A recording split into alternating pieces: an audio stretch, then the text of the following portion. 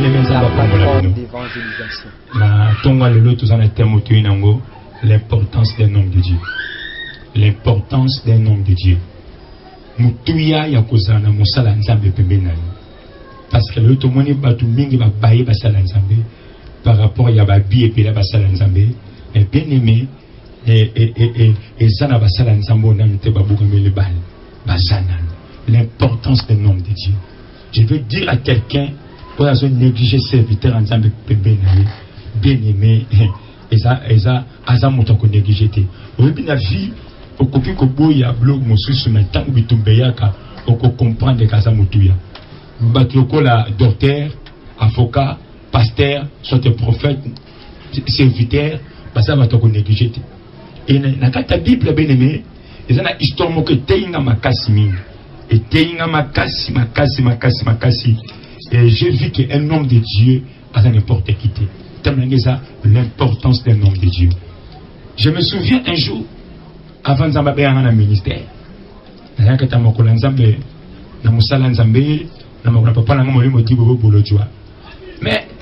comme on a vu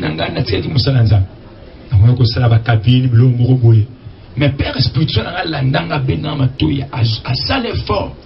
Et puis c'est na oyo vu noté. Zonga na permanence, zonga makula nzambe. Et bah moment où on a demandé que père en état so dérangé en état so nyokolanga. Mais l'homme de Dieu yebaki et loko nzamba yebise ke katinanga. Et ça mutu mususu azana tonga le peut-être nzamba zo yebisa yo okotumwa ma peut-être nzamba zo yebiso ke okoza n'importe qui te mais on se tourne et quoi ndenge ni bien-aimé. Cause la pemena mosala nzambe c'est très important. Et ça mutuya ko sakrate bien-aimé. Et ça bitumba mususu bien-aimé oko gêner, oko bondela, mais sans la présence d'un homme de Dieu, tu ne seras pas béni. On a continué des fois l'importance d'un homme de Dieu. Bien-aimé, na sali constant. Ba nzambe belé ba choix parce que baza orienté. Ba nzambe ba choix te pour bondeli mabe, te pour gêner qui me parce que ça qui encadré te pour confiez-vous par mes serviteurs alors que vous serez bénis. C'est que par là na comprendre. Et ça va bénédiction sous la vie na yo. Ce qui monsala nzamba koti ya moté okolonga te. Prenez exemple moko mutaza na problème moko hier et le pas mon fa que nous samba c'est na parquet. OK de yo moko te quelque chose en a raison. Quelque chose va million na yo. On a toujours na posta ya avocat moko pembe na pas que nous défendre les kamuna yo. Et c'est la même chose même sur le plan spirituel. Et ça va comme sous bien-aimé. Yo moko to prier au comment na résultat te. Un jour, Bible Zolo Baboui, nous avons frappé dans Israël. Entre le nombre 11, si je ne me trompe pas, entre le nombre 11, nous avons frappé dans Israël. Moi, tu quitté tout le monde, tu mets la cama, Nicolas. Et Bible Zolo Baboui, les peuples, on a babé la Nzambe. Babaniko bela Moïse. Babi Moïse bela Nzambe na yo. Arrêtez moto, arrêtez kanda. C'est que va comprendre qui non. Cause la pemena Moussa Nzambe les maisons n'importe comment. L'homme de Dieu est très important dans la vie à moi. Peuple dans le désert. Nous n'avons pas dit qu'on frappait Bango. Mais c'est que Moïse a tombé la mongongo na ya aloba. Pour kanda Nzambe kita. Et si là, bien aimé, mon sala Nzambe pembe na yo. Et ça c'est très important. Il y a un seul ça montre moi qu'on chrétien, moi en Nzambe. On a ce temps où 100 hommes de Dieu pembe na et ça problème. Et ça problème. Toujours ma commune à Nzambe, 1 Samuel chapitre 3. L'importance d'un homme de Dieu. Mutuya. Talatina kozana musala Nzambe. 1 Samuel chapitre 3. Pour gérer le temps, nous allons plus. Nous sommes le verset 4 et 5. C'est-à-dire 4. 1 Samuel chapitre 3, verset 4, 5. Alors l'Éternel appela Samuel. Yokaa. Alors l'Éternel appela Samuel. Il lui répondit, mais voici. Le verset 5. Et il courait vers Élie. Tu lui dis Amen. Nzamba zobenga Samuel. On laisse Samuel qui me pas Nzamba. Qui me pas Élie. Et ça maman enseigne mes arts. L'importance d'un homme de Dieu. Attention. Babi, alors l'Éternel appela Samuel. C'est pas. Et ça Élie te moutazo benga Samuel. C'est Dieu qui appelle Samuel. Mais on laisse Samuel à l'oba. Akende Seigneur, on talanga yoyo monanga bibezo ba Samuel coura vers Élie. Samuel aye pas Eli. Eza makambo mususu bien-aimé libala eza libala na moko. Mariage eza mariage na moko. Mais polonga libala wana faut associer mosala nzambe. Bien-aimé, poste mususu la poste yo moko. Visa zo lukeza visa yo moko monta ko voyager. Akende États-Unis eza prophétité. Peut-être dossier wana mbongo eza bloqué na banque. Mbongo eza na ba kombo na yo. Ba document za yo, mais pour mbongo banque wana faut peut-être yo la présence d'un homme de Dieu. Babi alors l'Éternel appela Samuel. Mais on laisse Samuel qui m'a sur pas Nzambe. Seigneur, me voici, parle-moi. Samuel a soit pas Élie les sacrificateurs. Et ça va quand on se souvient de n'a yo bien-aimé. A tout gêné, mais ce qu'on se directif à mon salan Nzambe. Bien-aimé, le Messie jamais a bengama Messie soit qui entraîneur à zate. Messie a bengama Messie te sans entraîneur. Le léopard wana bakena chan, bakena ibengi. C'est que ce que le loba beti malam, eza ibengi. Ce que le loba jouer, eza ibengi. C'est que entraîneur, c'est très important. Ba grand joueur, nyonso, ba Cristiano, ba Messi, ba comment ba Cristiano, karate mamoro dans les néa. Mais parce que nasima na bango, et ana moto moko, na kombo ya Zidane, na kombo ya Mourinho, oya zo côtier. Amen à bien. L'importance des noms de Dieu. Et ça va quand on se souvient de la vie na yo. Au combat de la solution, il faut passer en bas à l'ensemble. Ce que tu as un nombre entre nombre 33 et nombre 32, histoire, il y a l'ibota, il y a Tchouroufai.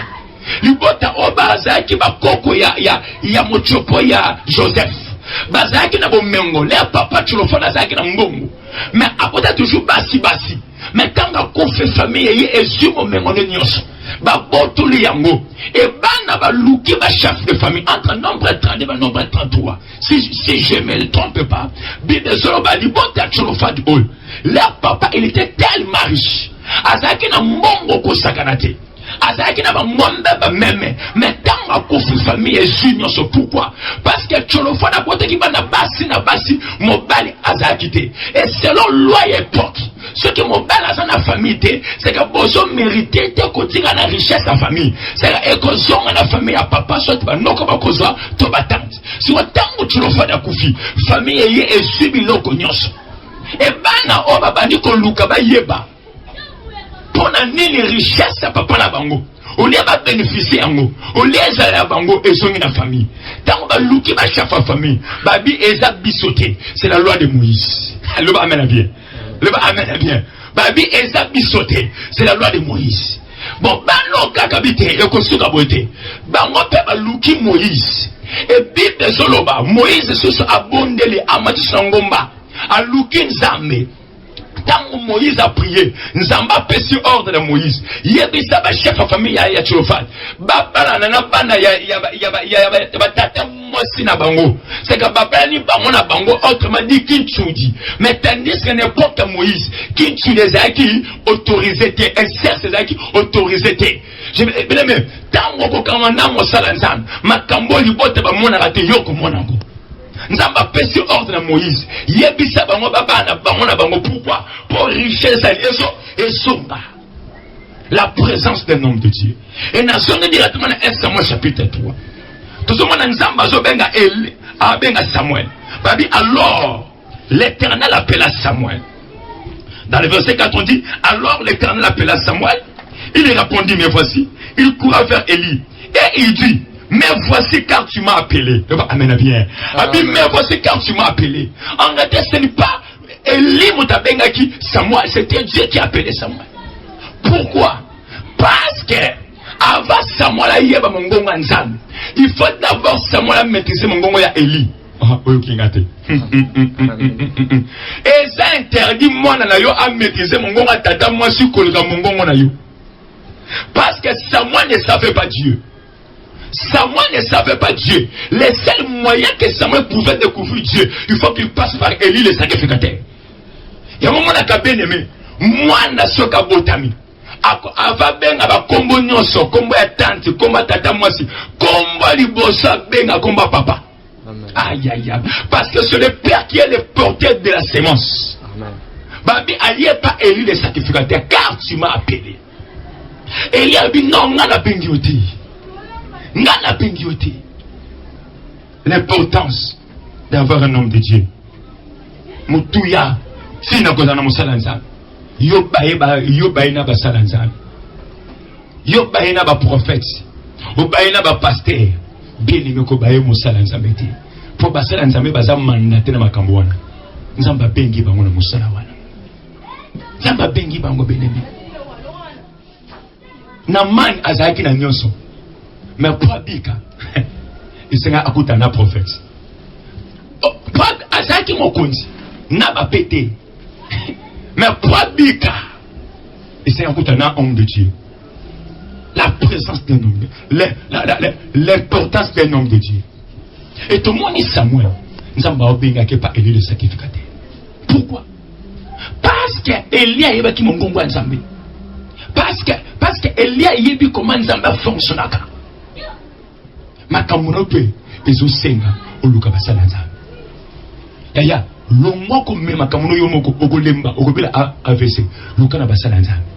Associé basala nzambe. Luka basala nzambe le Luka basala nzambe. Pour nzamba libérer peuple naïe en Égypte. Et c'est là qui a utilisé homme de Dieu moko qui s'appelle Moïse. Amen. Bien-aimé, qu'on néglige mon sala nzambe te. Qu'on néglige mon sala nzambe te. Peuple va comme les besoins Jourdain pour pas traverser par la qui limité. Et c'est là Josia yoka ainsi dit l'Éternel. Après son ordre. Bah comme les besoins la ville à Jéricho. Tout ça qui fermé. Ça demandait la présence d'un homme de Dieu à yoka nzambe avec son orientation. Abi boko ça tout à vie. Mais ça la présence même ce qu'on néglige mon sala nzambe omikangi. Et ça va quand mon souci benemi okobonda yo moko. Nzambe akoyoka yo. Koko gêné nzambe akoyoka yo. Mais il y a des problèmes na vie moi nzambe na vie chrétien.